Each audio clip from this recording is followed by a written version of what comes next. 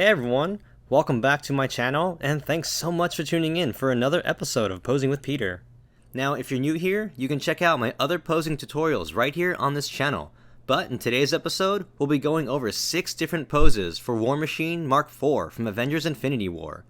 Now, heads up, if you've already seen my Iron Man Mark 50 video, then some parts might seem a bit familiar since the two figures are engineered pretty similarly. But, as usual, we'll be starting things off nice and slow with important safety tips that are unique to War Machine as well, like his folding missile launchers and rear-mounted machine gun. Now, this video does feature both ground level and mid-flight aerial poses, but I do want to point out that the instruction manual advises against using a dynamic stand for this figure due to its hefty weight. As always, I can only recommend that you please be very careful when posing your figures and to proceed within your own comfort level. With that being said, let's get on with the show. Alright, and here we've got War Machine in a pretty standard pose, and I just gotta say what an absolute beast of a figure this guy is. I mean, he's definitely the heaviest figure in our collection, and it's the only War Machine we have as well, so I just gotta say, this armor screams pure awesomeness. Ugh. In any case, we'll be going over articulation safety first, starting from the head down. Now, as mentioned, there are similarities to the Mark 50, such as the movement of the head and neck. The helmet can slide back and forth, and despite the bulky shoulders, the neck pivots in a circular motion, allowing for some creative freedom and horizontal flight poses. Also, like previous die-cast figures, the arms can be pulled out of the body in a butterfly fashion, and are attached to a ball joint that has a pretty wide range of motion. Additionally, the shoulder pads operate on a 2-part mechanism that can be raised up to allow for better clearance. But, just a heads up, these shoulder pads are spring-loaded and are not removable, so be careful when using this feature. Now, moving on to the missile launchers, you'll want to be sure to read the instructions as they're only meant to be flipped up a certain way. And for the smaller missile accessories, be mindful of their orientation when inserting them into the horizontal keyholes. We'll cover this again later. Now, when it comes to War Machine's backside, there are a lot of moving parts here with a high risk of collision points, so be extra careful when handling this area. But to remove the machine gun, simply hold it from the top and bottom for support, then pull back. Next up are these deployable air flaps that appeared when Rhodey dropped the payload of artillery fire on the Outriders. Now, the removable air flaps can be attached at various points, but heads up, they do tend to fall off if they're not attached properly, so be sure to squeeze them pretty firmly. Now, when it comes to the back-mounted missile launchers, it's worth mentioning that they do swivel outwards diagonally and not straight up. As a result, the lower air flaps can be damaged if you're not careful, so it's really important that you rotate the air flaps out of the way first. Now, for demonstration purposes, I deliberately unfolded the missile launcher first, which ultimately pushed the lower air flap out of the way by force. However, doing this can cause heavy scraping and damage after repeated attempts.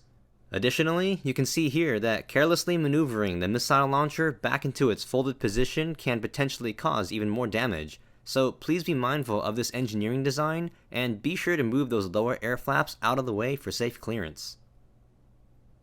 Now moving down to his torso, similar to previous armors, there are 2 joints that can be extended by pulling up at the waist. Doing so allows the upper and mid sections of the body to move around with a much wider range of motion. But, as usual, be mindful not to twist the body too much in order to avoid damaging the rib cage. And once again, the hips do have adjustable flaps that swing outwards like the Mark 50 to help prevent any potential scraping along the thighs.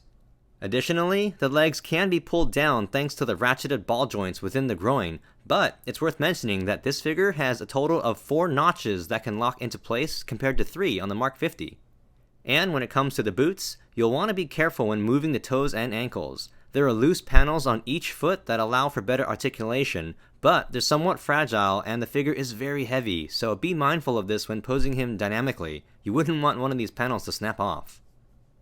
Now, the final safety tip that I want to go over is a bit controversial, and that's the extendable mechanism that's supposed to hold the machine gun in place. Now, if you're on Facebook, you might have seen a public service announcement video that I shared to a few collector groups back in September. But for those unaware, I mentioned there's a design flaw that turned out to be pretty widespread based on the global responses that I got. Now, to clarify, there's nothing wrong with the machine gun itself. The bottom peg that supports the gun is very tight and can hold the position as expected. However, there's a hidden screw within the swing arm accessory that can become very loose, therefore not allowing it to hold in place. Now, not everyone was affected by this, but as you can see here, mine was loose and unable to support the weight of the machine gun, causing it to just fall over whenever mounted on the back. So if you're experiencing this issue, then you can try contacting your vendor for a replacement mechanism. However, if that's not an option anymore, there is a quick and easy fix that was shared by fellow collector Bruno Barco. And with his approval, he was kind enough to allow his photos to be in this video. So as you can see here, he used a small flathead screwdriver to remove the circular panel in order to gain access to the loose screw so he could just tighten it back up. Now, just a heads up, this panel is glued and is not considered removable by factory standards, so be extra careful if you plan on using this awesome figure hack. And so, as you can see here, the defective arm on the left is unable to hold in place, while the one on the right works as expected. And that's pretty much it for our main safety tips. Now, there are a few more when it comes to the accessories, but we'll go over them when we get there. With everything that we've learned so far, it's time to get on with the posing. Alright, and so our first pose is going to be pretty easy, and it's actually the same one that I used for Iron Man Mark 6 in a previous posing showcase video. But in terms of the accessories, we'll need to use the right sculpted palm, the left articulated hand, and the back-mounted machine gun for a more aggressive appearance. And so, the first thing we'll want to do is swap out his right fist for the sculpted open palm, followed by tilting his head a little to the right.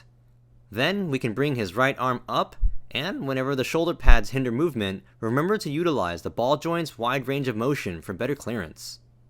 Next, we can rotate his palm right side up, and be sure to keep the elbow pretty straight to imply he's aiming at his target.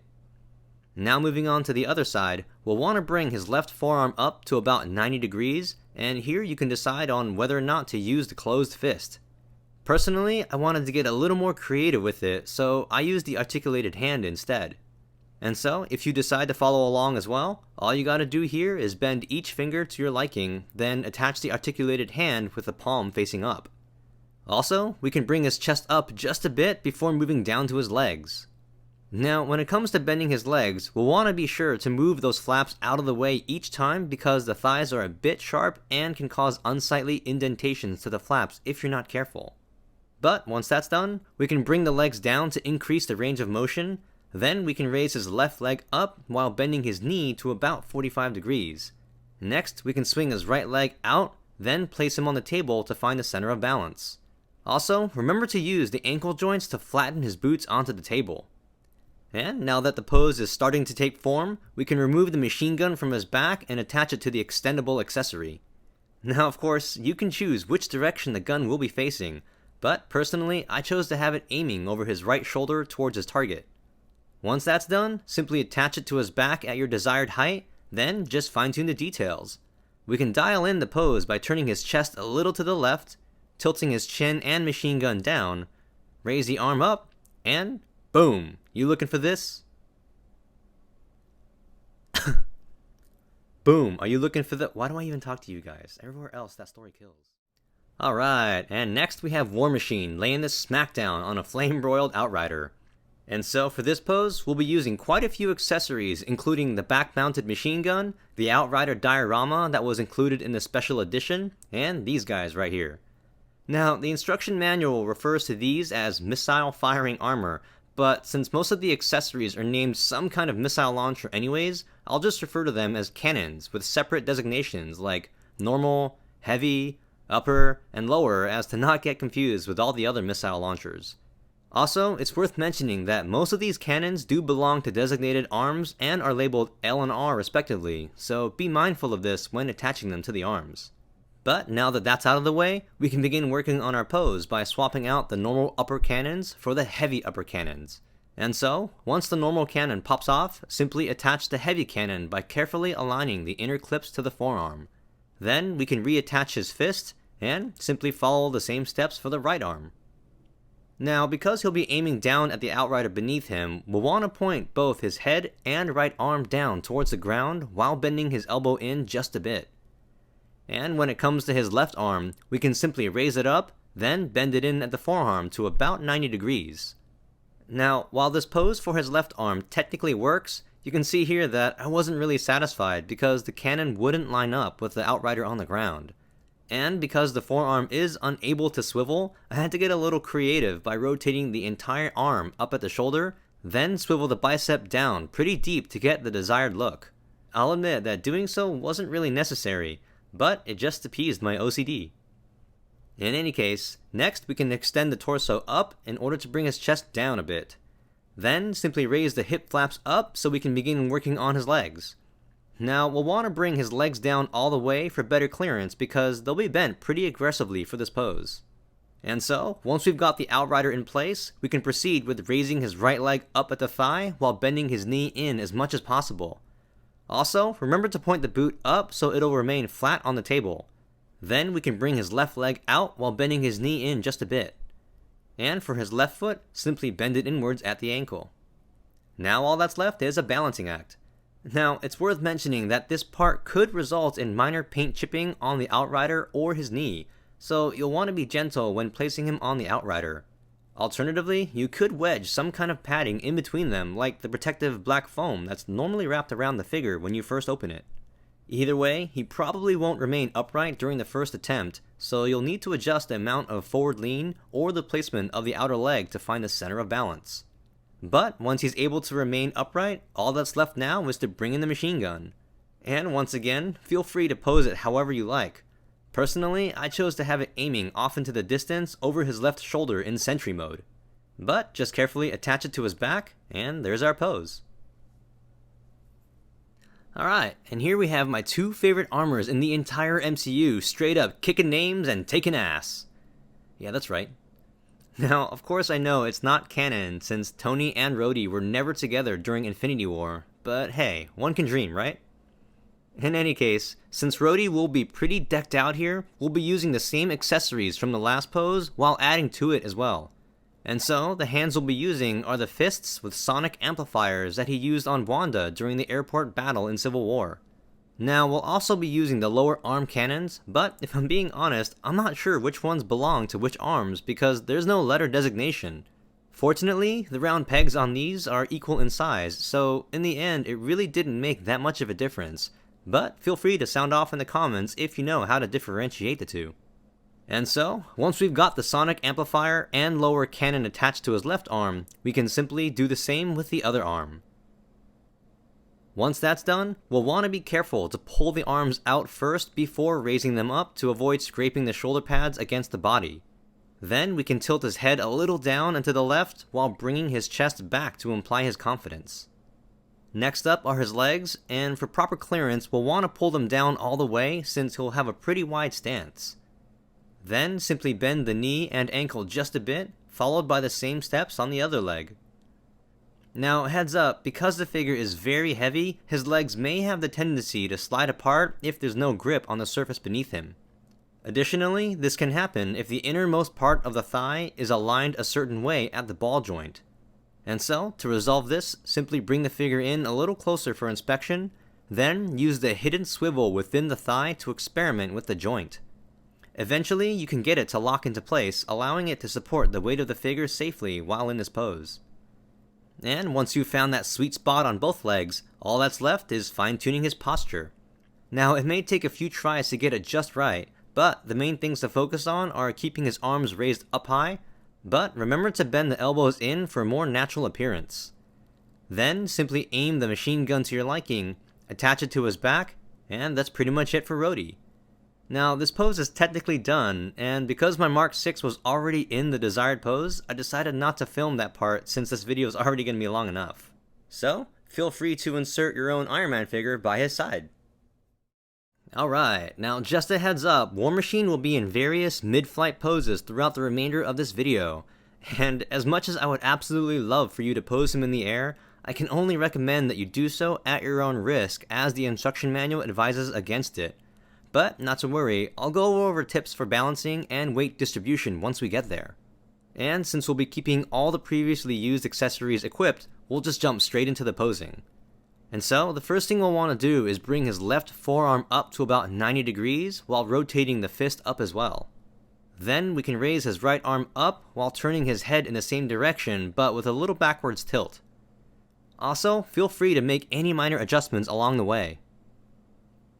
Next, we can extend his torso up at both joints, followed by turning his upper body to the left. Then bring his left leg down all the way so we can safely raise it up at the thigh while bending his knee to about 90 degrees.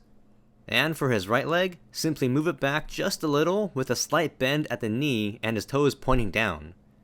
Then we can move back up to the body to bring his chest in a little more. Now that's pretty much it for the pose, so it's time to get risky. Now, I've heard multiple times from collectors all around the world claiming that dynamic stands can't sustain the weight of the die-cast figure, but if that were the case, then Hot Toys wouldn't include them in previous die-cast releases. And so, I'd like to prove that they do work by demonstrating how to properly use weight distribution to our advantage. Now, it's worth mentioning that I've kept my die-cast Mark 50 in a flight pose using a dynamic stand for over 2 months with no issues. So they can withstand the weight long term when and if it's distributed evenly. Now, if you like this pose but would prefer to play it safe, that's okay. You can simply attach them to the clamp at the waist. However, if you want to take it to the next level, you can wrap the clamp around his right thigh to give him more height. Also, feel free to add a little foam padding around the clamp if you're worried about damaging the paint. But when it comes to balancing the figure, you'll want to be sure to experiment with bending the metal rod into an S coil at various points to see how it reacts to the figure's weight. And as you can see here, bending it forward at the bottom while bending it back at the top may have appeared correct in theory, but was actually incorrect since the figure kept leaning forward. And so, as a second attempt, we can see here that bending the metal rod back near the bottom while bending it forward at the top gives us much better results. Also, it's worth mentioning that leaning his foot against the rod really helps with balance and stability for this pose, so be sure to do so if you pose him like this. Once we're able to find his center of balance, we can give it a little wobble test to see if it's sturdy enough to our liking. If so, then simply attach the machine gun to his back with it aiming over his right shoulder. Then all that's left is some fine tuning to his arm, and there you have it. War Machine coming at ya. Alright, and here we have War Machine going all out against Thanos before getting tossed aside like a ragdoll. Granted, Thanos did have a nearly complete Infinity Gauntlet, but I digress. In any case, for this one we'll be pretty much using the fundamentals from our last pose along with all the missile accessories. And like the other armor pieces, the missile pods do have L and R printed on the back for their designated locations. And so, the first thing we'll want to do is remove the extended machine gun for better access to the back. And as mentioned in the safety tips, be sure to maneuver the lower flaps out of the way first before unfolding the missile launchers. Now, in order to equip the missile pods, you'll need to remove the covers first using your fingernail or a thin tool. Then, simply attach the pods by aligning the 3 pegs accordingly. Next, we can flare out his lower flaps, then reattach the extended machine gun to his back. And now for the pose, we'll want to move his head a little towards the center since he'll be facing Thanos head on. Then bring his right forearm in to about 90 degrees, followed by rotating the left fist to face down as well. Now, since we'll be making a lot of adjustments to the rest of his body, we'll want to remove him from the dynamic stand temporarily in case we haven't already done so. And because the torso was turned from our last pose, we'll just want to recenter it while pulling his upper body down. Then we can proceed to make various adjustments to the placement of the arms and head. I think the closest pose we can compare it to is how Shuri aims her vibranium gauntlets. Now once we've got the arms dialed in, be sure to tilt his lower torso to his right. Then we can now tweak the legs by slightly lowering his left thigh and bring his right leg out to the side. The goal here is to manipulate his body into a curve in order to imply his horizontal flight path. Once we've achieved our desired look, it's time to play the balancing game. Now we'll want to attach the clamp to his left leg, but just a heads up, this next part will be explained through our perspective of left and right and not the figure's perspective like we normally do. And so, when the clamp has a sturdy grip around the thigh, be sure to hang both his legs on the left side of the metal rod while bending it a little to the right. By design, the weight of the upper body will have the tendency to lean to our right, however, the weight of the die-cast legs will pull the rod towards the left, therefore allowing the figure to act as a counterbalance. And so, once we've got the figure locked into place, we can now open the front missile launchers and attach the small casings into the pegs. And that's pretty much it for War Machine. All that's left is for Thanos to teleport in, and there's our pose. Alright, and for our final pose, we have Tech Suit Spidey hitching a ride like he did in the airport battle from Civil War. Now, even though this is War Machine's video, truth be told, there really isn't much posing involved when it comes to horizontal flight. You'll see what I mean, but to make up for it, we'll spend some quality time with Spidey instead. And so, for this pose, we'll want to put War Machine back into a standard configuration, but with the exception of the sculpted repulsor hands. Then, we'll just want to flip War Machine around and extend all flaps like a wasp. Speaking of, when the hell is that figure coming out? It feels like forever ago that both she and Ant-Man were announced. Watch, they'll come out shortly after this video goes live, and I'm just gonna feel like a jackass. Anyways, back to posing, we'll want to bring his arms back just a bit, followed by tilting his head back all the way. We can also tilt the missile launchers back if we want the numbered panels to be visible mid-flight.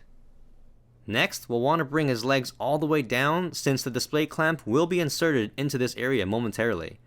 But when it comes to his legs, simply bring the left leg back just a bit while pointing the toes down all the way. And for his right leg, we'll want to bring it forward at the thigh while bending his knee in pretty aggressively. And remember to point the toes down as well. Now the horizontal flight pose is almost done. We can also extend the torso to arch his back even further, but once we've got the fundamentals of the pose down, we can gently place him on the table while we configure the dynamic stand. Now, when it comes to balancing die-cast figures horizontally, it's crucial to bend the metal rod backwards near the top to give it more surface area. Additionally, you'll want to be sure to tighten the screw that holds the clamp in place, otherwise it could swivel around and drop the figure if it's too loose. But once the clamp remains in place, we can carefully insert it into the hips directly above the leg joints. Now, as you can see here, the die-cast legs are heavy enough to bend the metal rod when it's not balanced correctly, so in order to counterbalance that, we'll just want to make some minor adjustments to the metal rod by bending it forward at the base while bending the top even further back. Doing so creates an S-shaped coil which allows the figure's overall weight to be dispersed more evenly. Once he feels pretty sturdy, feel free to gently spin him around to perform a visual inspection. Now that's pretty much it for War Machine's flight pose, and so the remainder of this video will be dedicated to our friendly neighborhood wall crawler. Now here we've got Tech Suit Spidey still in the same pose from my webline figure hack video that I made a few months ago. If you haven't seen that yet, feel free to check it out. I'll have a link down below. But as you can see here, the suit still remains pretty clean and wrinkle-free despite having posed him really aggressively over the years. So I just want to remind collectors that this figure is not as fragile as people make him out to be as long as you're careful when manipulating the suit. But in any case, for this pose, we'll want to use the web-gripping left hand and the somewhat open right hand. And because my figure still had the squinting eyes, I went ahead and swapped them out for the larger ones. Now, when it comes to his arms, we'll want to keep his right arm up at the shoulder to about 90 degrees while bringing his left arm up even higher since he'll be holding onto his web line. Also, remember to tilt his head to the left so he can see where he's going. And when it comes to bending his legs, you'll want to flatten any wrinkles in the suit in order to avoid any creasing or potential damage. It's actually the same technique that I mentioned in my Justice League Batman video, and it's the tried and true method that I've used when posing any figures with form-fitting suits. And so, the same can be applied to the back of the knees. Simply pull the fabric away from the joint while bending the knee to prevent it from being pinched or sliced. Now for his torso, I kept going back and forth between which way to twist it. I think I turned it inwards to his left at first, but then ultimately switched it so his legs would swing out to the right. And so, to compensate for his horizontal momentum, we'll want to bring his left leg out just a bit while remembering to flatten any wrinkles to preserve the suit. Once that's done, we can gently slide the sculpted web line into his hand. Normally I attach accessories to the hands first, but I forgot here. All that's left now is to attach him to a dynamic stand. Now, just a heads up, we'll want to be sure to place the clamp directly onto his plastic web cartridges around the waist and not on the suit itself. Otherwise, you could damage the suit with permanent indentations. But once he's clamped on, we can take what we've learned about weight distribution and simply bend the metal rod near the top until we find his center of balance. Once he holds in place, we can make some minor adjustments to the angle of his head and the left arm to match his line of sight with Rhodey. Then simply line them up to have Spidey swinging in tow, and there's our pose. And there you have it, 6 different ways on how to pose War Machine Mark IV from Avengers Infinity War. Now, I really hope these videos help collectors feel more comfortable with posing their figures. I know these are incredibly expensive, so it's totally understandable to feel a bit apprehensive. But if you found this video useful or enjoyed it, feel free to give it a thumbs up and subscribe for more content like this. If you didn't enjoy it, let me know what you thought so I can improve. Case in point, I got some pretty good constructive feedback that I've been focusing too much on superheroes and that I should mix it up a bit. And if I'm being honest with myself, they're not wrong, so I really appreciated that feedback. And since my passion for Star Wars and Terminator have been reignited, you can probably expect some posing videos featuring them in the near future. Now that's pretty much it for this episode. If you're on Facebook and would like to say hi, then come join us at 6 Scale Network where we chat all things figures. Also, if you enjoyed these poses and you're on Instagram, feel free to follow me at posingwithpeter16. Thanks so much for watching, and we'll see you in the next video.